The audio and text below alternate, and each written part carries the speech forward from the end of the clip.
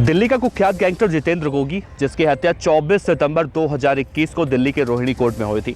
वो जितेंद्र गोगी जिसकी हत्या के बाद ये कहा गया था कि बहुत जल्दी उसे मारने वाले उसके विरोधी गैंग के बदमाश टिल्लू ताजपुरिया को मारा जाएगा। और उसके 1.5 या 2 साल के बाद जब मई 2023 का वो दिन आया जब टिल्लू ताजपुरिया की भी दिल्ली के तिहाड़ जेल में हत्या कर दी गई, उसके बाद एक और नाम निकलकर सामने आया जिसके बारे में कहा जाता था कि वो जितेंद्र गोगी की हत्या के बाद वो लड़का जितेंद्र गोगी की गैंग को ऑपरेट करने वाला है और विदेश में बैठकर ऑपरेट करने वाला है।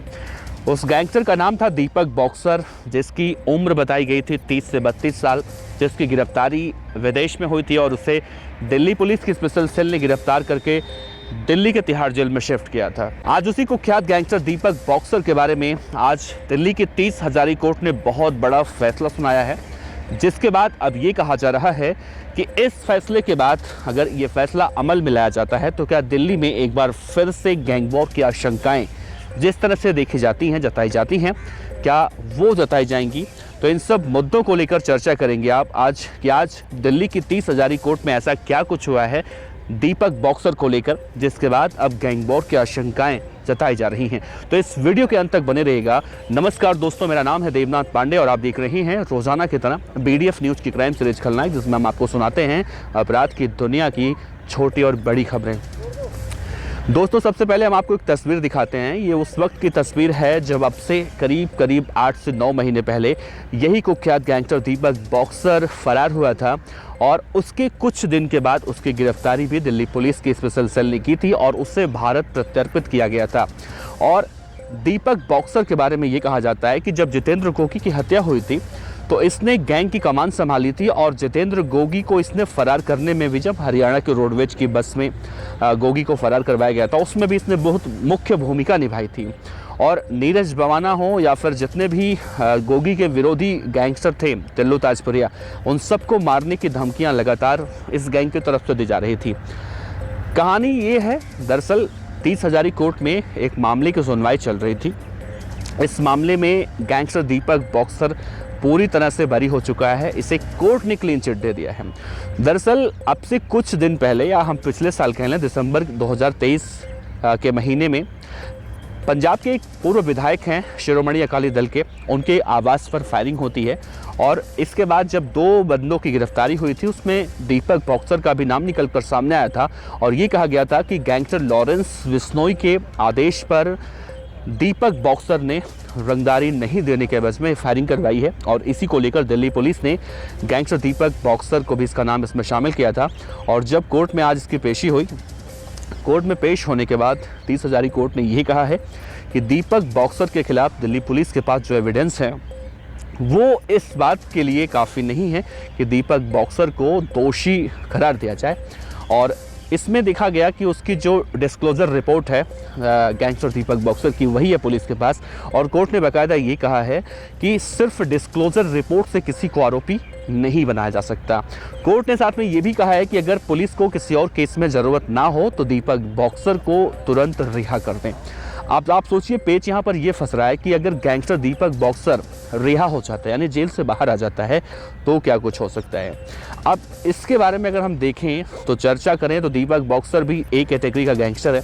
और अब से कुछ दिन पहले, यानी हम 12 से 13 महीने पहले चले जाएं, जब जितेंद्र गोगी की हत्या हुई थी उसके 6 महीने बाद की बात है, दिल्ली में एक हत्याकांड हुआ था और उस हत्याकांड को इसलिए अंजाम दिलवाया गया था क्योंकि वो व्यक्ति जो मारा गया था उसके बारे में कहा जा रहा था ये टिल्लू ताजपुरिया को फाइनेंस करता था। उस वक्त टिल्लू ताजपुरिया जिंदा था और इस हत्याकांड की जिम्मेदारी भी गैंगस्टर दीपक बॉक्सर ने ली थी, इसी गैंगस्टर दीपक बॉक्सर ने।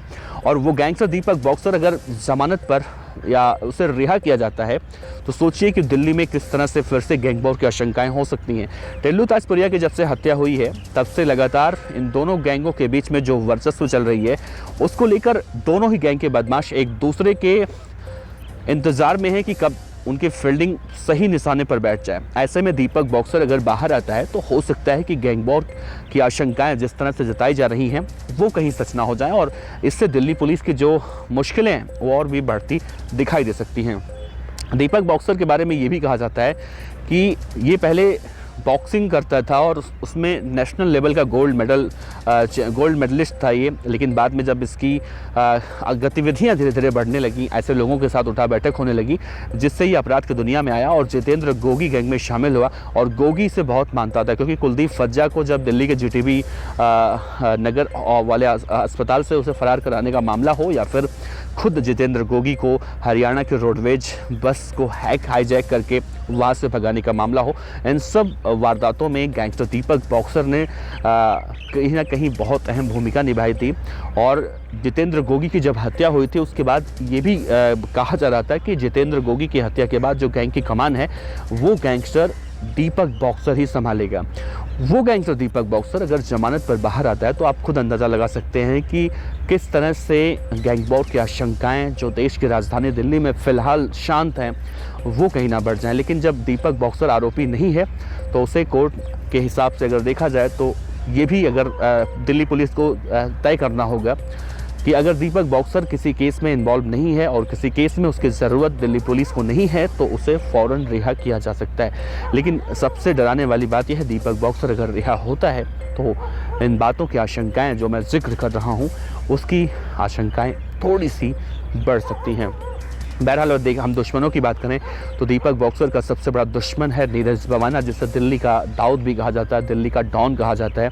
और नीरज भवाना पहले से ही इस बात का इंतज़ार कर रहा है कि कैसे उसके साथी टिल्लू ताजपुरिया की हत्या का जो बदला है वो जितेंद्र गोगी गैंग के किसी भी बदमाश को मार लिया जाए। और ऐसे में जब वो बाहर रहेगा तो हो सकता है कि उसकी सुरक्षा व्यवस्था को लेकर भी कहीं ना कहीं आगे ऐसी खबरें भी देखने को मिल जाएं जो हमेशा और गैंगस्टरों को लेकर देखने को मिलती है। वैसे आपको क्या लगता है, क्या गैंगस्टर दीपक बॉक्सर को रिहा किया जाना चाहिए? कोर्ट ने तो कह दिया है और कोर्ट का आदेश तो सर्वमान्य होता है, सबको मानना पड़ता है। वैसे दीपक बॉक्सर बाहर आता है तो गैंग वॉर ना हो, इसको लेकर दिल्ली पुलिस क्या कुछ करने वाली है, किस तरह से तैयारियां करनी चाहिए, वो देखना है होगा। फिलहाल अपने विचार ज़रूर रख सकते हैं आप। आपका बहुत बहुत शुक्रिया। देखते रहिए BTF न्यूज़। नमस्कार।